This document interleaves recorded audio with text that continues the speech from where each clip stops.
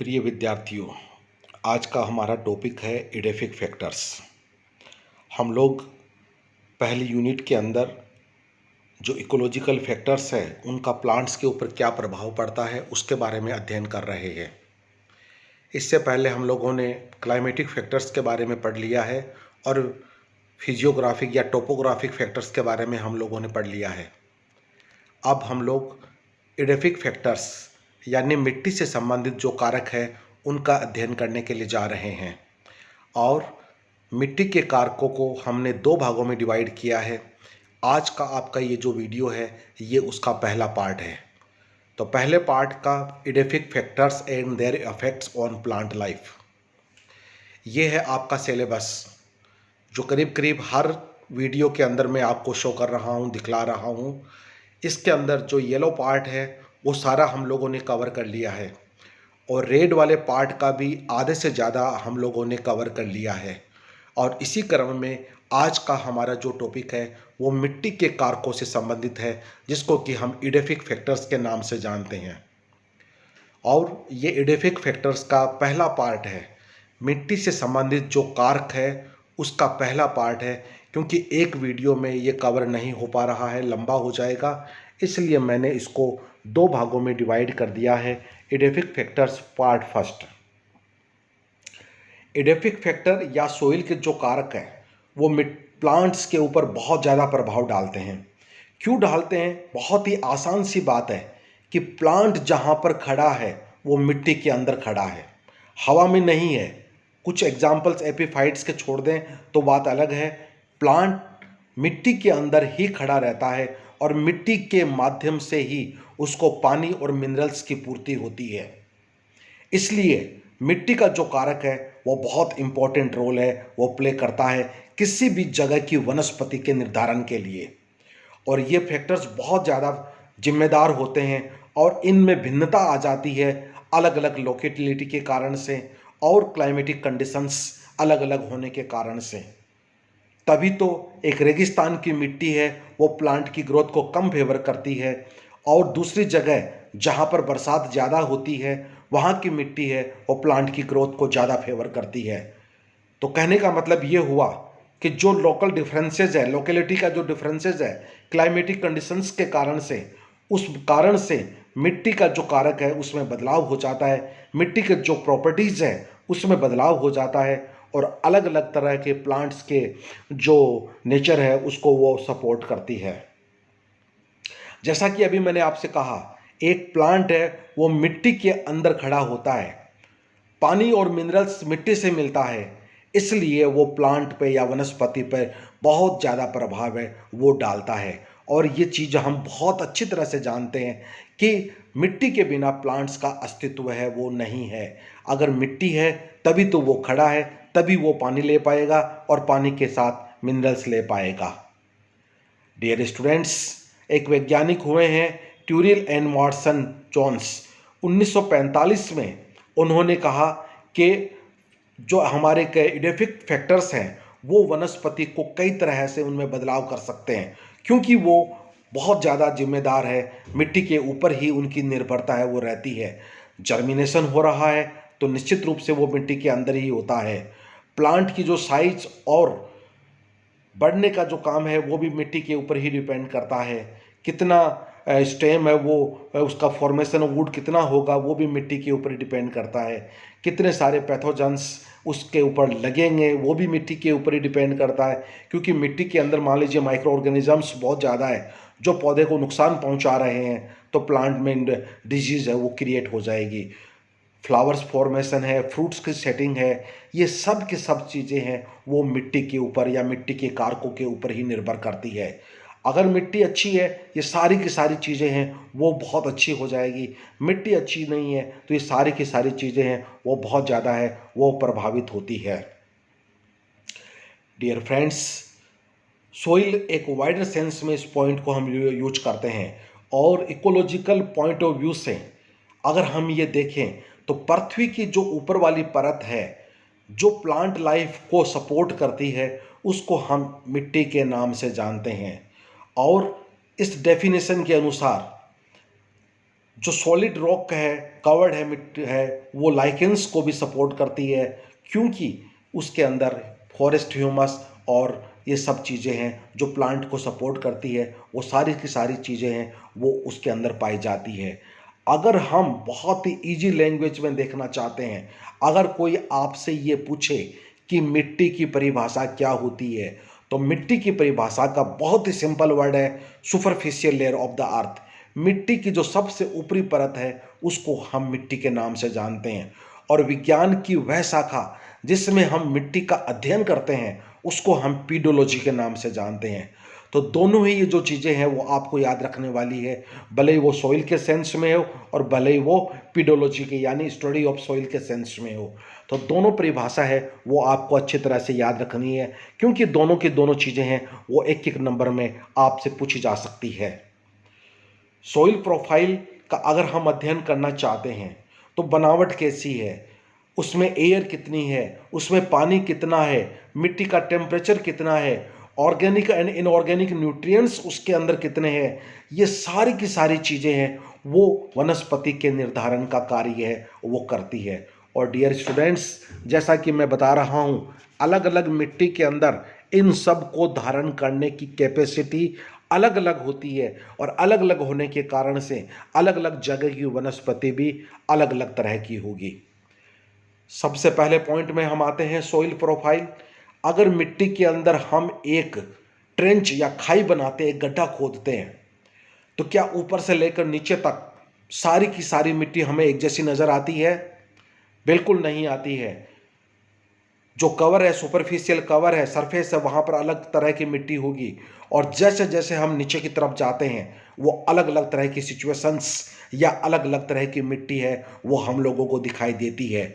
एक पूरी जो खाई हमने बनाई है, ट्रेंच बनाई है, इसको हम सॉइल प्रोफाइल के नाम से जानते हैं, और जो अलग अलग जोन हमें नज़र आएंगे उनको हम सॉइल होरिजन्स के नाम से जानते हैं।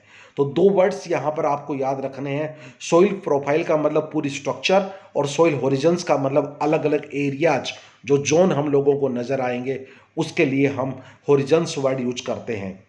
एक पर्टिकुलर मिट्टी के अंदर सॉइल प्रोफाइल का डायग्राम है वो आपके सामने दिखाई दे रहा है।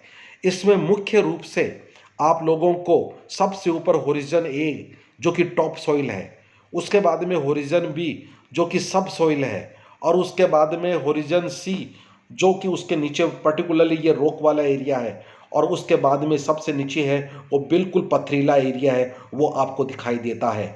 तो कहने का मतलब ये हुआ ए बी सी, और सबसे नीचे वाले को हम आर के नाम से जान रहे हैं। इन सब को आगे चलकर हम अलग अलग डिफाइन करने का काम करेंगे।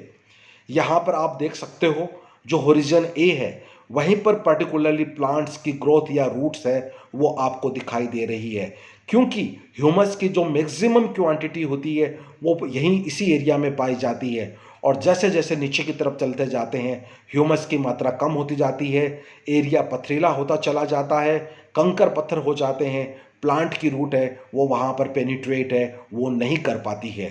तो इन जोन्स का अलग अलग अध्ययन है, अब अगले पॉइंट में हम लोग करेंगे। सबसे पहले हम बात करते हैं होरिजन ए के बारे में।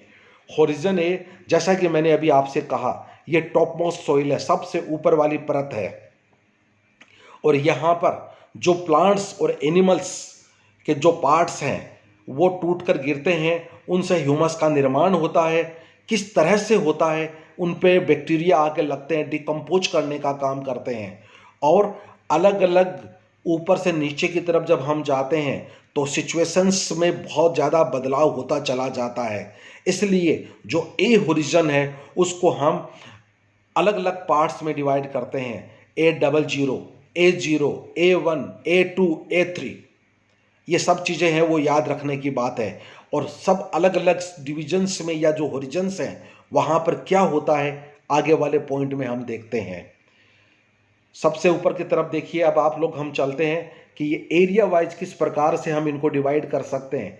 ए है वो सबसे ऊपर वाला एरिया है, और किस तरह से इसमें बदलाव होता है, क्योंकि सामान्यतः जितने भी एरियाज आप लोगों को बतलाए गए हैं वो बहुत ही आसानी से हम लोग देख सकते हैं। यहाँ पर देखिए, जैसा कि मैंने अभी आपको बतलाया था, A00, A00 का मतलब ये होता सबसे ऊपर वाली परत। यहाँ पर आंशिक रूप से जो शाखाएं और पत्तियां टूटकर प्लांट की गिरी है वो ब्रेकेज पार्ट हम लोगों को दिखाई दे रहे हैं। उसके बाद में हम आते हैं A0 पर। A0 का मतलब ये होता है आंशिक रूप से उनका डिकम्पोजिशन या अपघटन प्रारंभ हो गया है और वो अपनी पहचान खो चुके हैं। अब हमें यह मालूम नहीं चल रहा है कि वो लीफ थी या ब्रांच थी या और कोई पार्ट था। उसके बाद में हम चलते हैं A1 के ऊपर। A1 का मतलब ये होता है कि जो भी पार्ट टूट के गिरा था वो कंप्लीटली उसका अपघटन हो चुका है और वो ऑर्गेनिक ह्यूमस में कन्वर्ट हो चुके हैं और उसके साथ में मिनरल्स भी होते हैं और ये निश्चित रूप से डार्क कलर का होता है। कहने का मतलब ये हुआ कि जो A1 वाला पार्ट है ये सबसे ज़्यादा ह्यूमस और मिनरल्स के अकॉर्डिंग रिच होता है। उसके बाद में हम A2 की तरफ चलते हैं। A2 का मतलब है ह्यूमस की डिक्रीजिंग ट्रेंड है, घटती हुई मात्रा है, वो आगे की तरफ चलती है और यही हाल है वो A3 का होता है। तो A1 है वो सबसे ज़्यादा रिच है, A2 से A3 की तरफ हम घटते हुए क्वांटिटी की तरफ है वो हम चलते हैं। डियर स्टूडेंट्स, ए के बाद में हम आते हैं बी की तरफ।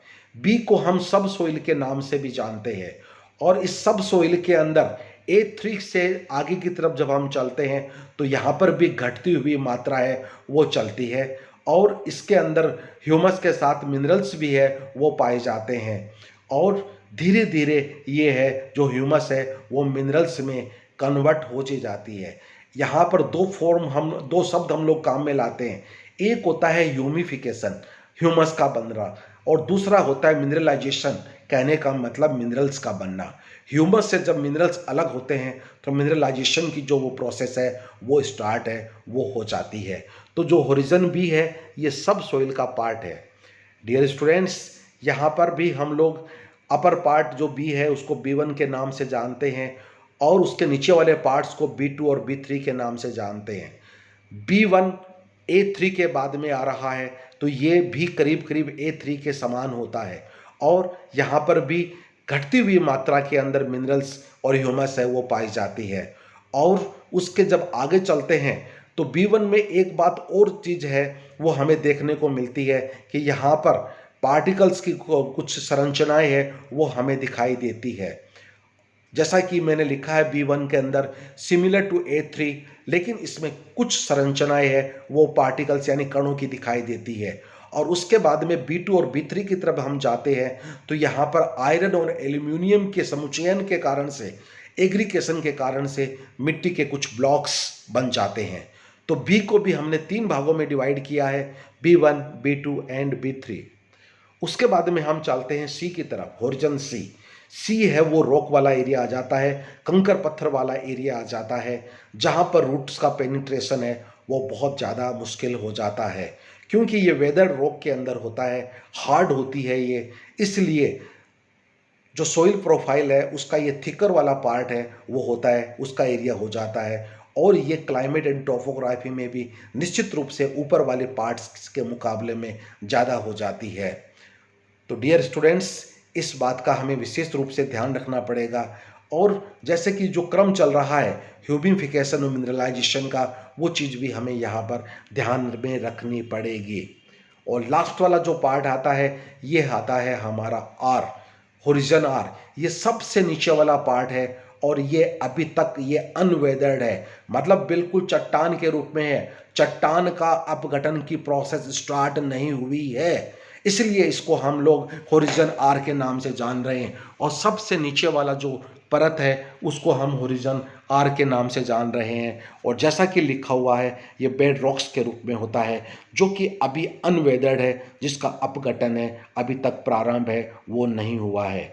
तो इस तरह से ये जो अलग अलग होरिजन्स हैं उनका विशेष रूप से हम लोगों को ध्यान में रखना पड़ेगा, ए, बी और सी और उसके बाद में आर। तो ए है वो सबसे ज़्यादा रिच है, बी है वो घटता क्रम है, सी में चट्टान वाला एरिया शुरू हो जाता है जो अपघटित है और जो आर वाला है वहाँ पर अपघटन की प्रक्रिया है वो अभी तक प्रारंभ है वो नहीं हुई है। डियर स्टूडेंट्स, टॉपिक को आगे बढ़ाते हुए हम चलते हैं क्लासिफिकेशन ऑफ सोइल के बारे में, मिट्टी के जो वर्गीकरण है उसके बारे में, और इसका जो आधार है वो ओरिजिन है और फॉर्मेशन है कि किस प्रकार से ये इसका ओरिजिन हुआ है या फॉर्मेशन हुआ है। उसके आधार पे मिट्टी को मुख्य रूप से हम लोग देखिए रेजिडुअल सॉइल के में और ट्रांसपोर्टेड सॉइल के रूप में देख रहे हैं। जहाँ पर मिट्टी बनी है, अगर मिट्टी वहीं पर गिरी हुई है, रखी हुई है, तो वहीं पर वो अगर पाई जा रही है तो उसको हम रेजिडुअल सॉइल के नाम से जान रहे हैं। कहने का मतलब ये हुआ कि जो वेदरिंग और डेवलपमेंट यानी जिसको कि हम मिट्टी के बनने की प्रक्रिया कहते हैं, जिसको पीरोजेनेसिस कहते हैं, और ये दोनों की जो प्रोसेस है, कहने का मतलब वेदरिंग, चट्टानों का वेदरिंग हुआ है और वो विकास का जो क्रम चल रहा है वो एक साथ में हो रहा है और उसी पर्टिकुलर जगह पे हो रहा है जहाँ पर चट्टान से ये बनी है। तो उस सिचुएशन में हम इसको रेजिडुअल के नाम से जानते हैं। और दूसरी है आपकी ट्रांसपोर्टेड सॉइल। जैसा कि हम जानते हैं कि मिट्टी चट्टानों से बनने के बाद में किसी भी एजेंसी से वो मूव करके दूसरी जगह चली जाती है। पानी के माध्यम से जा सकती है, हवा के माध्यम से जा सकती है, कोई और अन्य साधन यूज हो सकता है, और दूसरी जगह जाने के पश्चात उसका फुली डेवलपमेंट होता है। उसको हम ट्रांसपोर्टेड सॉइल के नाम से जानेंगे। रेजिडुअल का मतलब उसी पर्टिकुलर जगह पर उसका डेवलपमेंट होता है जहाँ से वो रोक से वेदरिंग हुई है, और ट्रांसपोर्टेड का मतलब दूसरी जगह पर जाने के पश्चात। तो ये दो टाइप है वो मुख्य रूप से आप लोगों को देखने को मिले। और उसके बाद में हम चलते हैं आगे की तरफ। ट्रांसपोर्ट के आधार पे जब मिट्टी उसी पर्टिकुलर जगह पर डेवलप नहीं होकर दूसरी जगह पर जाके होती है, मिट्टी का ट्रांसपोर्टेशन हो गया है, उसके आधार पे फिर मिट्टी को हम अलग अलग भागों में डिवाइड करते हैं। सबसे पहला टाइप है एल्यूवियल सोइल। एल्यूवियल का मतलब ये होता है अगर मिट्टी का ट्रांसपोर्टेशन पानी के माध्यम से हुआ है, मिट्टी से मतलब पानी से बहकर मिट्टी एक जगह से दूसरी जगह पर गई है, उसको हम एल्यूवियल सोइल के नाम से हैं। दूसरा, अगर फोर्स ऑफ ग्रेविटी के आधार पे उसका मूवमेंट हुआ है तो उसको हम कोल्यूवियल सोइल के नाम से जानते हैं। अगर हवा के द्वारा उसका ट्रांसपोर्टेशन हुआ है उसको इवोलियन सोइल के नाम से जानते हैं। अगर बर्फ के पिघलने से हुआ है उसको हम ग्लेशियल के नाम से जानते हैं। डियर स्टूडेंट्स, ये सारे के सारे नाम हैं, वो याद रखिएगा कि मिट्टी का ट्रांसपोर्टेशन है वो कौन सी एजेंसी के कारण से हुआ है। उसके बाद में हम और महत्वपूर्ण पॉइंट पे आते हैं, मिट्टी के कंपोनेंट्स कौन कौन से होते हैं। मिट्टी चार प्रकार के कंपोनेंट्स से मिलकर बनती है। एक को हम कहते हैं मिनरल मैटर, दूसरे को ऑर्गेनिक मैटर, तीसरे को सॉइल वाटर, चौथे को सॉइल एयर। जो मिनरल मैटर है वो 100% को अगर हम डिवाइड करें, 40% मिनरल मैटर्स होते हैं, 10% ऑर्गेनिक मैटर्स होते हैं, 25% सॉइल वाटर है एंड 25% सॉइल एयर है। ये एक वर्गीकरण है मिट्टी के 100% पार्ट का। कहने को इसमें 40% मिनरल मैटर्स होते हैं, लेकिन 10% ऑर्गेनिक मैटर्स है, अगर वो नहीं होगे तो ग्रोथ नहीं होगी। 25% सॉइल वाटर है, सॉइल एयर है, दोनों के दोनों बहुत महत्वपूर्ण है, उनके बिना काम नहीं चल सकता है। पहला पॉइंट, मिनरल मैटर्स 40%, और ये सॉइल टेक्सचर और उसकी फिजिकल स्ट्रक्चर के ऊपर डिपेंड करता है कि उसमें कितने मिनरल मैटर्स हैं। और डियर स्टूडेंट्स, मिनरल मैटर्स का मतलब ये हुआ कि पावर ऑफ एब्जॉर्प्शन, पानी को एब्जॉर्ब करने की कैपेसिटी, पानी को रखने की कैपेसिटी, और कितनी उसमें एरेशन होगी, हवा जाएगी, ये 3 पॉइंट्स मिनरल मैटर्स के द्वारा कंट्रोल होते हैं। अब आप ये देख सकते हो तीनों के तीनों कितने महत्वपूर्ण पॉइंट है। पानी का एब्जॉर्ब होना, वाटर को रोक के रखना, और एरिएशन। कहने का मतलब पानी और हवा दोनों के दोनों बहुत महत्वपूर्ण है। तो किसी भी मिट्टी की जो फिजिकल स्ट्रक्चर्स है वो इन सब के ऊपर डिपेंड करती है। और मिट्टी की जो इकोलॉजी है वो एग्रीकल्चर के लिए कितनी महत्वपूर्ण है ये हम जानते हैं, क्योंकि जो प्लांट ग्रो करता है वो मिट्टी के अंदर ही ग्रो करता है, और मिट्टी के अंदर इन सब का मिक्सचर होता है, अलग अलग क्वांटिटी में होता है, ये भी हम बहुत अच्छे से जानते हैं। और सबसे महत्वपूर्ण बात, जो मिनरल्स हैं या ऑर्गेनिक मैटर्स है जिसको हम ह्यूमस और मिनरल के नाम से जानते हैं, दोनों के तीनों चीज़ें हैं वो बहुत ही महत्वपूर्ण होती है। मिट्टी के पार्टिकल्स का साइज कितना है उसके आधार पे इंटरनेशनल लेवल पे जो क्लासिफिकेशन हमारे सामने आता है वो एटनबर्ग के द्वारा दिया गया है, और उसके आधार पे हम मिट्टी को अलग अलग पार्ट्स में डिवाइड कर सकते हैं। नंबर 1 पे दिया हुआ है ग्रेवल टाइप की यानी बजरी टाइप की मिट्टी होती है, उसके पार्टिकल का साइज 2 मिलीमीटर से बड़ा होता है। 2 से लेकर 5 मिलीमीटर होता है। 5 मिलीमीटर से ज़्यादा वाले को हम कोर्स ग्रेवल के नाम से जानते हैं, जो इसमें नहीं शो किया गया है। दूसरे नंबर पर सैंड है। सैंड का मतलब पार्टिकल का साइज 2 से लेकर नीचे घटते हुए क्रम में जा रहे हैं 0.2 mm तक है, या दूसरे शब्दों में आप कह सकते हो 0.2 mm से लेकर 2 mm तक। तीसरे वाला है फाइन सैंड। 0.2 उल्टा चलेंगे तो 0.2 से लेकर 0.06, या सीधा चलेंगे तो 0.06 से लेकर 0.2 mm तक। उसके बाद में फाइन सैंड है, वो है आपका 0.02 से लेकर 0.06। कोर्स सिल्ट 0.02006 से लेकर 0.02 तक। फाइन सिल्ट है। इस तरह से ये अलग अलग साइज के दी हुई है। और लास्ट में आप देख रहे हो चिकनी मिट्टी, जिसको हम क्ले के नाम से जानते हैं, ये लेस देन 0.002 mm की होती है।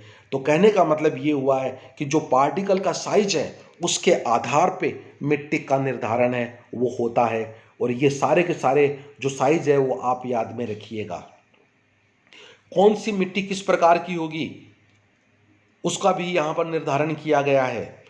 सैंडी सोइल का मतलब ये होता है जिसमें सैंड पार्टिकल्स की ज़्यादा क्वांटिटी होती है। क्ले सोइल का मतलब ये होता है जिसमें चिकनी मिट्टी की मात्रा ज़्यादा होती है। लोम सोइल जिसमें इक्वल क्वांटिटी में सिल्ट, जिसको गाद कहते हैं, क्ले और सैंड तीनों की बराबर मात्रा होती है, उसको हम लोम सोइल के नाम से जानते हैं। डियर स्टूडेंट्स, बहुत महत्वपूर्ण है कि कौन सी मिट्टी सबसे उपयुक्त होगी।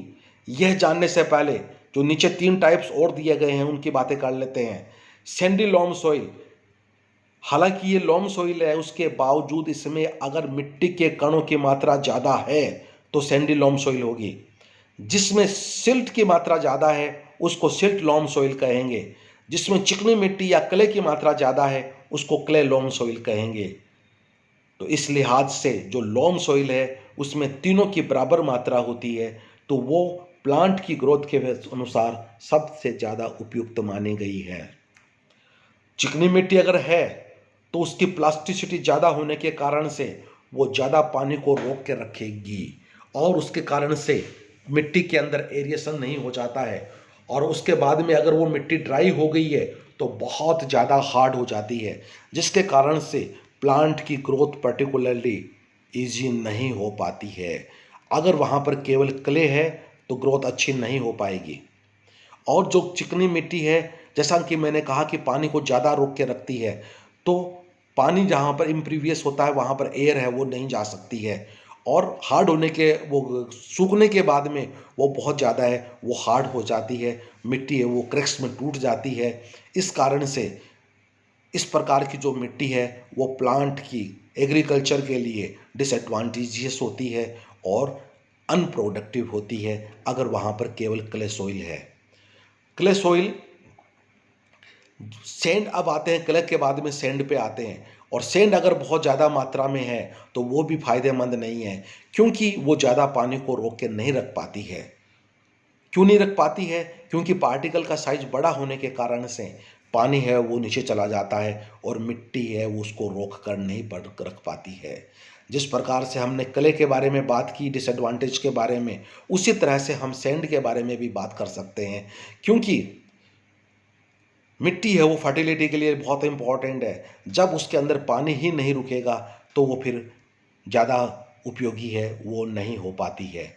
इस लिहाज से जैसा कि मैंने अभी आपको बतलाया, लोम सॉइल है वो सबसे ज़्यादा बेस्ट मानी गई है, जिसमें सैंड भी है, जिसमें हवा रह सकती है, क्ले है जो पानी को रोक सकता है, सिल्ट है जो इन दोनों को रख सकता है। इस हिसाब से जो लोम सॉइल है उसको सबसे बेस्ट सॉइल है वो माना गया है, क्योंकि इक्वल क्वांटिटी में सैंड, सिल्ट और क्ले होती है, जो इजी टू एरेशन, वाटर के मूवमेंट के लिए और जड़ की जो पेनिट्रेशन होती है उसके लिए ज़्यादा उपयुक्त है वो मानी गई है। इसलिए इन सब लिहाज से जो लोम सॉइल है वो प्लांट की ग्रोथ के लिए सबसे ज़्यादा फेवरेबल मानी गई है। तो डियर स्टूडेंट्स, ये एडेफिक फैक्टर का आपका पहला वाला पार्ट था, जिसमें मुख्य रूप से हम लोगों ने परिभाषा के बारे में पढ़ा और मिनरल्स के जो सिचुएशंस है, किस प्रकार से मिट्टी की बनावट है टेक्सचर के आधार पे, उसके बारे में हम लोगों ने जानने का प्रयास किया। इस टॉपिक को अगले वीडियो में फिर हम आगे बढ़ाएंगे।